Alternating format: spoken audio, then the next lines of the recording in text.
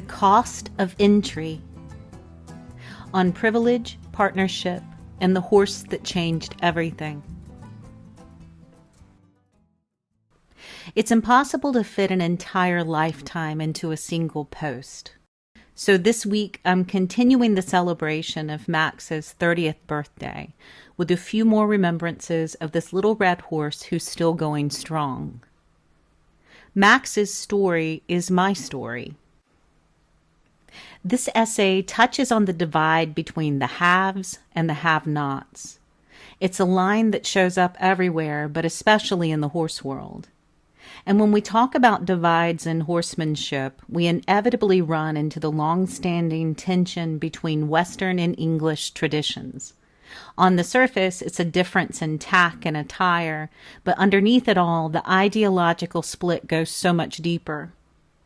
The English disciplines were shaped by aristocracy and army officers, fox hunters, cavalrymen, people in formal coats.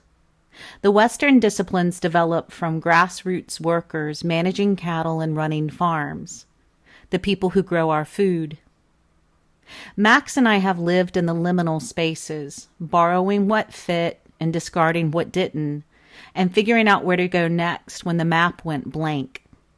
It's a privileged position slithering through worlds like a chameleon, and I know that perspective isn't afforded to everyone. And that, along with so many other reasons, is why I feel compelled to share my stories. What Max and I have built doesn't look like tradition, but it's held and it's stayed true. The world we've brought to life at my farm isn't controlled by fear. It is formed instead and keeps being shaped by learning how to ask better questions.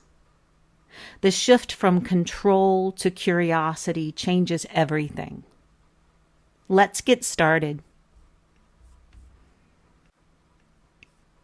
When the map goes blank. I didn't have a truck or trailer, so Max and I relied on Tommy Smith to keep us connected to the outside world and to take us to horse shows. I was raised in the hunter-jumper world where showing was the ultimate goal for every horse. On weekends, Tommy and I pulled into a showgrounds before dawn with Max or whoever else we could muster.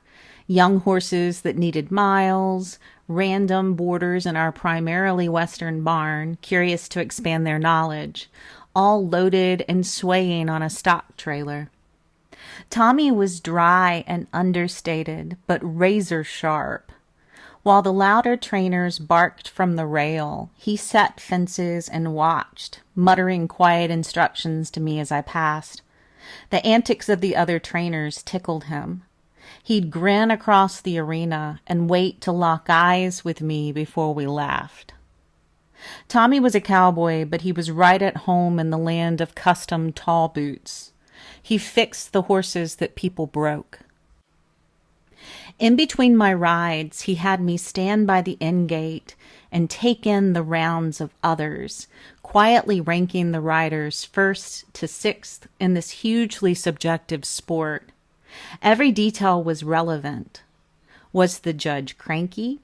Did they prefer a certain color? What direction was the wind blowing? Were the horses spooking at something in the corner? What questions were the jumps asking me to solve? Tommy taught me to notice details. "What rider do you like best?" he asked. He saw me watching one in particular, a polished jumper rider guiding a green horse in the lower levels. That rider won the class. "Find out who he trains with," Tommy said. "See if that trainer will take you on." "But I'm your student," I said. "You and I are just messing around," he said. "It's time for you to get serious."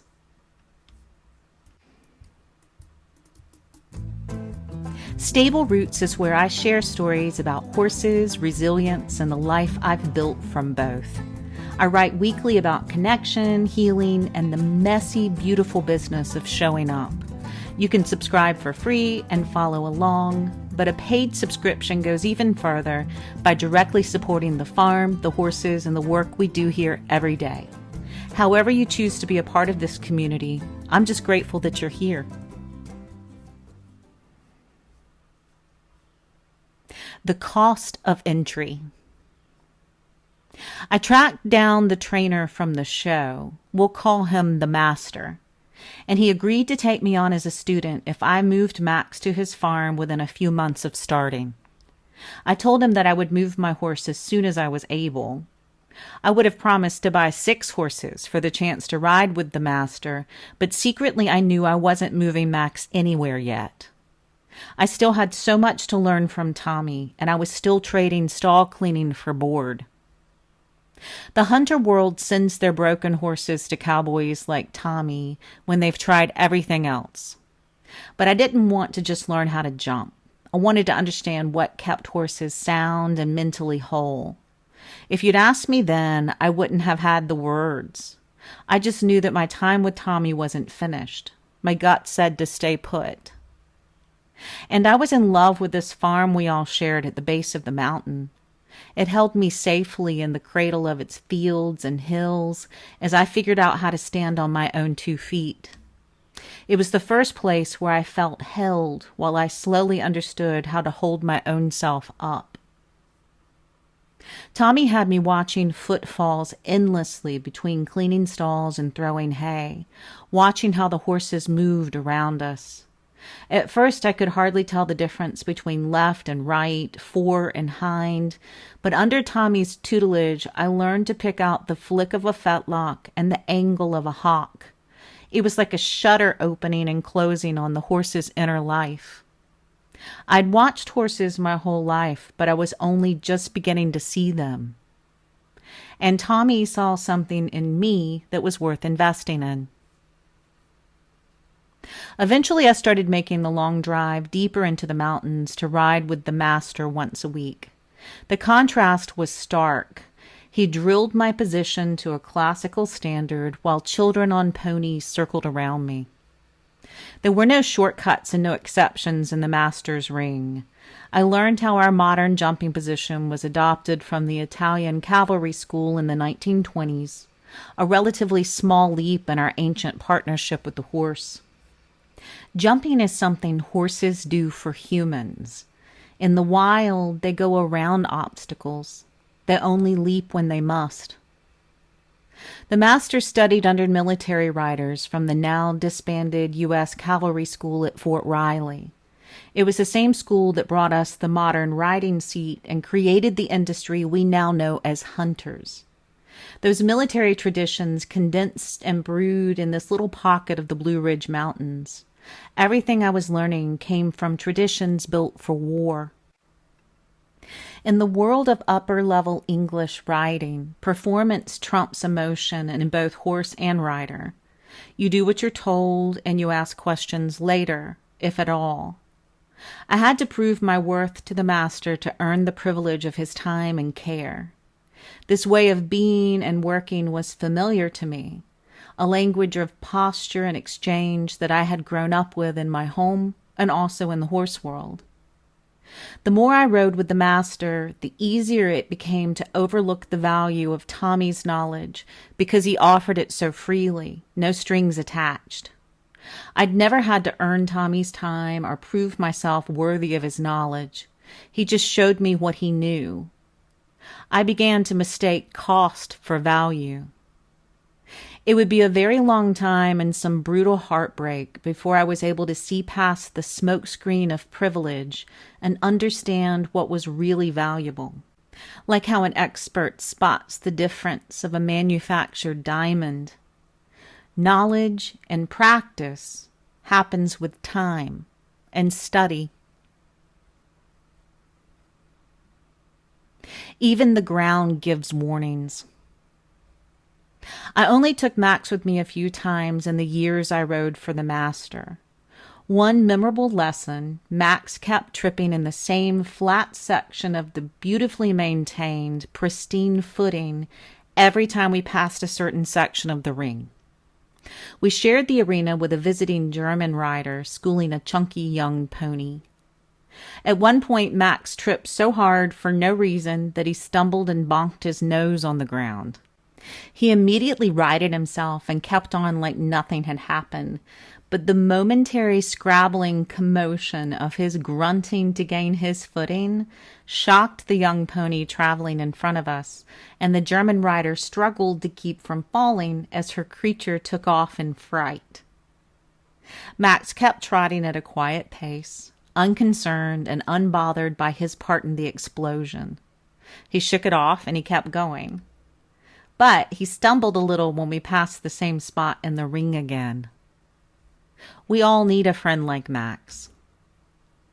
Most of the time in my weekly sojourns to ride with the master, my task was to look pretty and figure out a puzzle that the day's horse selection offered. At the master's farm, horses came and went from Europe. The last of the old money American equestrian families like the Budweisers were dispersing their breeding herds, and the new money scions of society were buying horses and vying to take their place. The master's farm was at the epicenter of a changing of guard. After I proved myself, I entered a golden window of favor. His name became a ticket.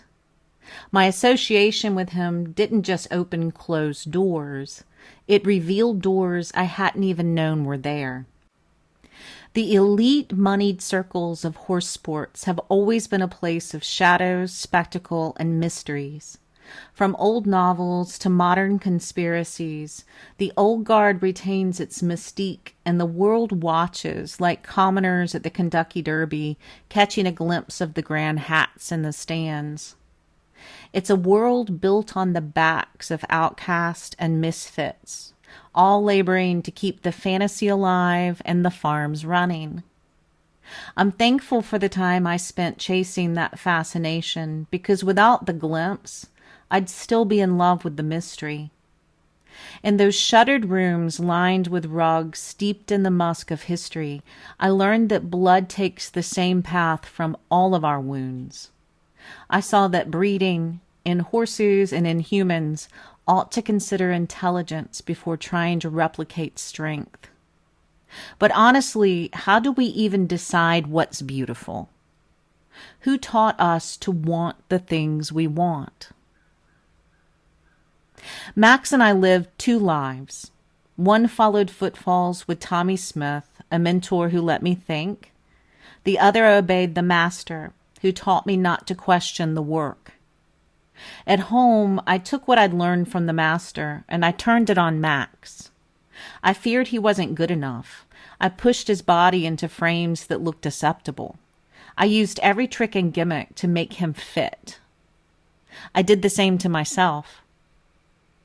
"You're going to get hurt," Tommy warned in an uncharacteristic moment of directness. "I know what I'm doing," I said, sliding draw reins through the rings of a bit.